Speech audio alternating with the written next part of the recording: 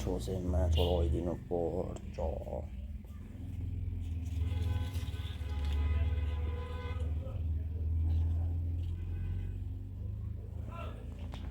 चुप चुप गरेर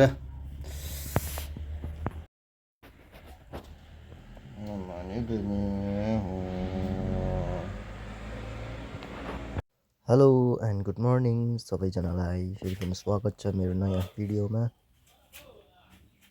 भिडियो एकदम सर्ट भएको छ, सो सबैजनाले हेरिदिनु होला।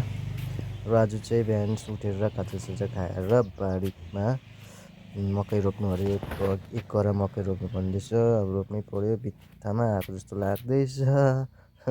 काम खोलिहाल्यो, सो मल पनि बोक्नुपर्छ। खाजासाजा खाएर खाजा हो बिहानको अलिअलि फाइनली लु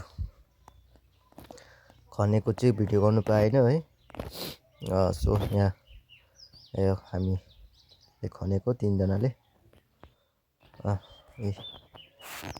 आँक्दो रहेछ है। धेरै दिन बाद काँटा चलाएर मकै छरेको। मकै छरेर चाहिँ बादमा चाहिँ मल बोक्नु पर्ने हुन्छ अलिक परको घरबाट।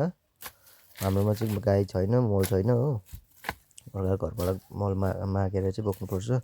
बोक्ने बेलामा म एक्लै थिएँ। जानी नजानी सकि नसकी भए पनि चिसो मल रहेछ, काँचो मल रहेछ, गरौँ भयो चिप्लेर लडेर हो। यस्तो छ घरको काम मेरो।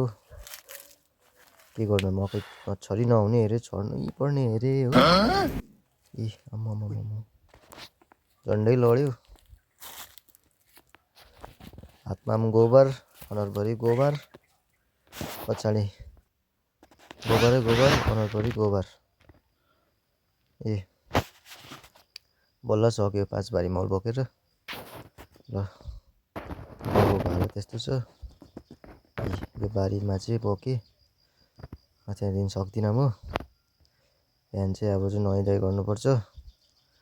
र गाइस फाइनली चाहिँ नुहाइधुवाइ गरेर चाहिँ ल अब सक्यो। आजलाई भिडियो यति नै सर्ट छ। So thank you for watching.